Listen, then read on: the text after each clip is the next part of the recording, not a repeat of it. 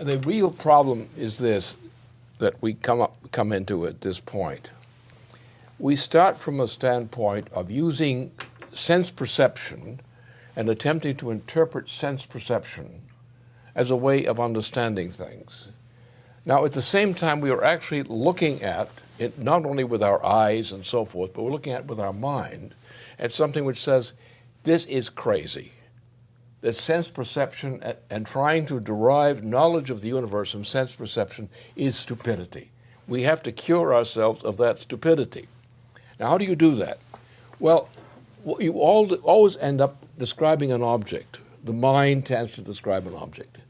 But then what you do essentially is you end up trying to create an equivalence between the human mind and the animal mind. And you work all these things in, and you try to use approximations based on the idea of ordinary mathematics, of deductive method.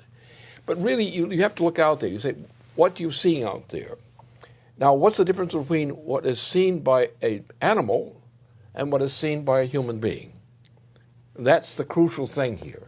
Because if you cannot prove that a human being is something different than an animal, you have not solved the problem. You haven't even begun to crack it. And a time has come to crack it. Because what are you looking at? And what you're looking at, essentially, is you are looking at the human mind as contrasted with the animal mind. Those are the two objects on which you depend upon to get free of the ordinary mathematical models. And that's what you must free yourself of, the ordinary mathematical models. Because what you are doing, you're trying to equate the mathematical model for an animal's mind and the mathematical model for a human mind. And that doesn't gel. The difference is that mankind discovers physical principles. Now, these physical principles make man independent of sense perception. Because now mankind, instead of trying to rely upon sense perception inside the man is now looking at the contradiction between man and animal, and looking at himself as different between him and an animal. Now, this is what I've been dealing with. This is exactly what I decided time had come to get at in order to break this bind. Well, there's not just a scenario out there. There's not just a plate in your object. That's not what's there. What's there is there's a difference between the behavior of the animal and the mind and the man. The difference is not simply a form of behavior. It's a fundamental difference.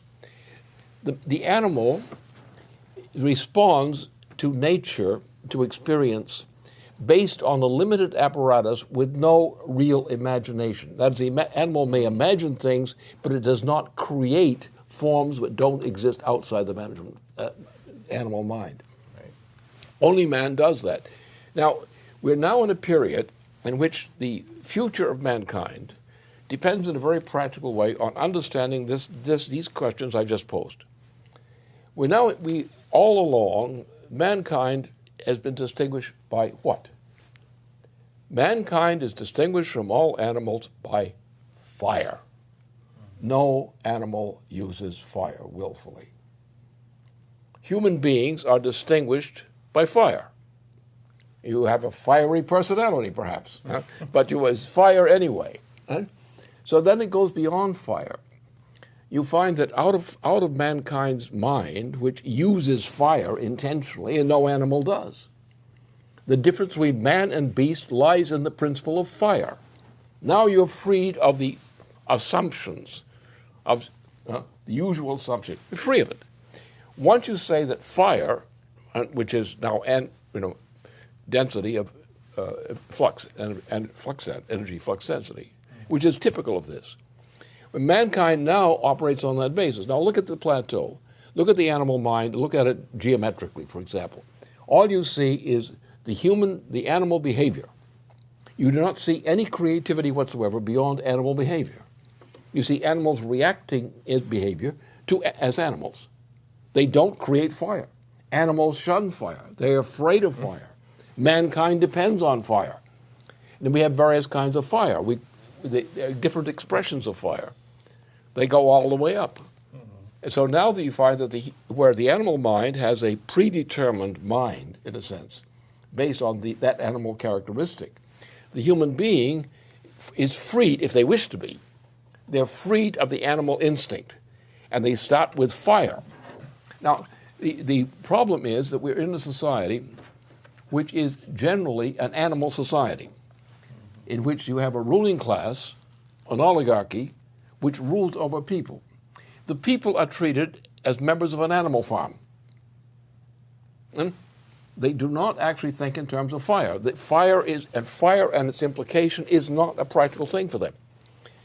And therefore, when we think in this creative way, obviously, as you see the case of these two guys, Planck and Köhler, the two, and Einstein included, these geniuses are geniuses because they didn't believe in sense perception.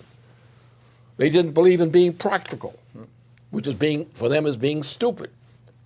What drives them, what drives the creative mind, is the sense that if he just sticks to being normal, he's stupid. We don't want to be stupid. We're not going to submit to being stupid. We are going on to the next discovery. And we're going to identify ourselves not with the discovery, but the process of continuing the process of discovery. And I declare that today, I'm convinced we now have enough knowledge tucked into us that we can take that as a policy and push everything from henceforth on the basis of that policy. Because when I wrote this thing yesterday, day before yesterday, that's exactly what I decided to do, was to put forth a thesis which would actually cover this objective. Because the time for mankind has come to realize this objective and to kick some butt which will uplift people above sense perception. The kick that makes you human, that lifts you above sense perception. And leave sense perception to senseless people who need it. Yeah, that does get right at the heart of everything we're confronting with our operations in Washington, D.C. right now, around the fight for Glass-Steagall, credit system, NWAPA. Because what you've had with the monetarist system is you've had, through the shaping of the culture over the last 40 years, and things like behaviorist economics, all of this has been to convince people, one, that you are just an animal.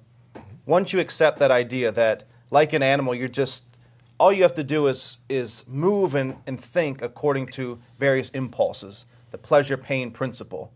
Then it becomes, well, how do I get pleasure? How do I avoid pain? Well, that all becomes, it's a question of money. More money, more pleasure, less money, more pain. And once you get people trapped in that kind of a situation, now by controlling the money system and determining what has value and what should be desired and what's fashionable and all these kinds of things, you're effectively controlling the whole population as an animal population. And they lose total connection to what were the principles that even created the possibility to, have a cell phone, have a computer, have electricity. They just become these objects that you access with money or are denied access to because of lack of money. And you take on the condition like any point in the evolutionary process, right? Though evolution has been governed from almost bound by a principle of creative development, at any one moment, none of the elements of the biosphere, none of the animals of the biosphere are aware of what that principle of creativity is. They just operate according to the system as it exists, and they're sort of in that pleasure-pain struggle for existence relative to that system. Likewise, that's what's happened to man. We've gotten this far because a very small number of people have been creative and have been able to communicate those ideas through industry, through technology. So man has advanced up to the current level. But for the most part, all the people in that system are operating relative to the system as animals with no real knowledge of how it ever even got there. And now that's reaching a point where, like with any animal system, once you sort of put the brakes on the creative process, things become entropic. You start consuming, your fixed base of resources. You get diminishing rates of returns on your technology. And the thing really starts to implode, as we're now seeing.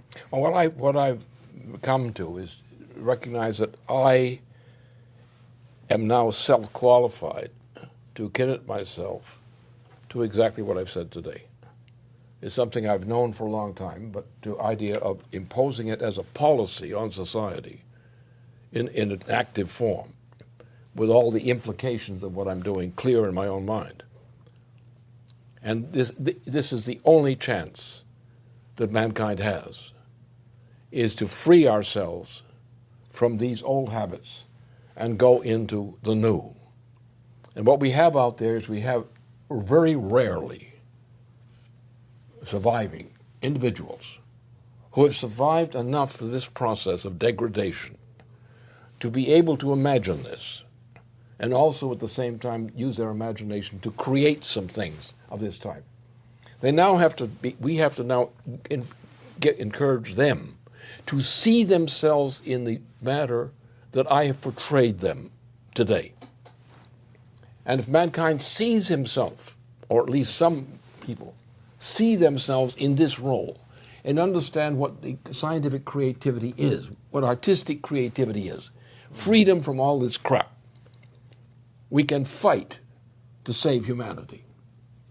And we can anticipate with confidence that mankind will be able to go through things like the steps of thermonuclear fusion, matter-antimatter processes and beyond, that mankind can solve these problems and look at these challenges not simply as terrible things that threaten us, but look at these as challenges we must meet.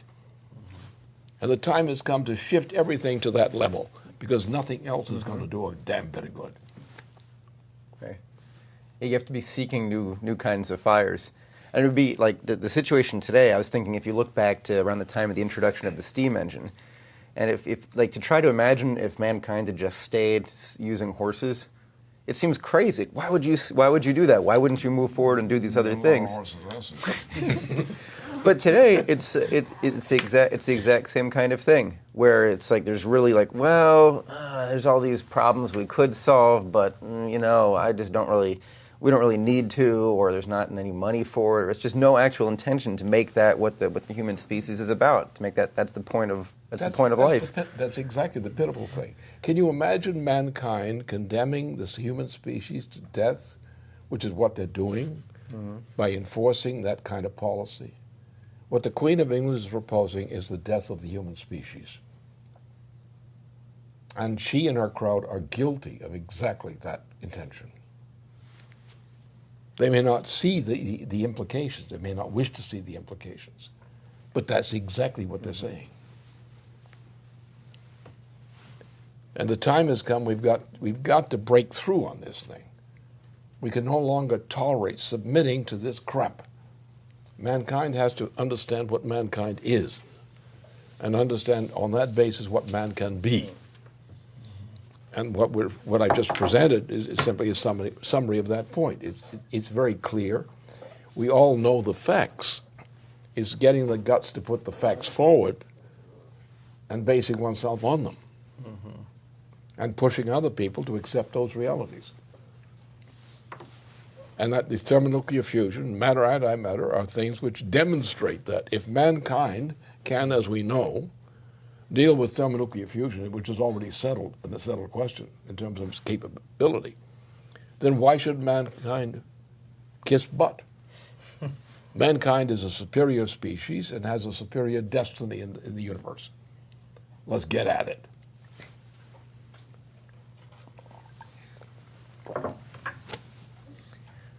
Have some fun. Let's. Agreed.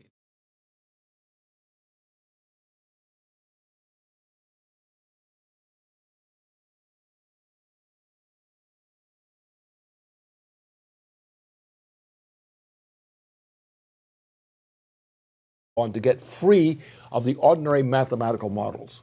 And that's what you must free yourself of, the ordinary mathematical models, because what you are doing, you're trying to equate the mathematical model for an animal's mind and the mathematical model for a human mind, and that doesn't gel. The difference is that mankind discovers physical principles.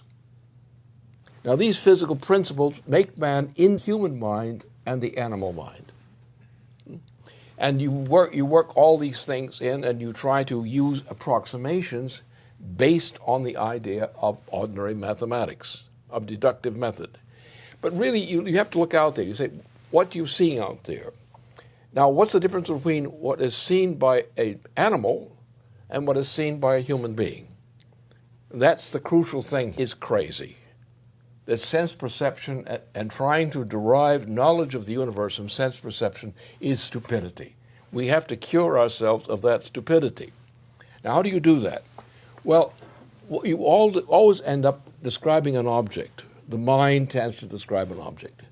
But then what you do essentially is you end up trying to create an equivalence between the real problem is this, that we come into at this point.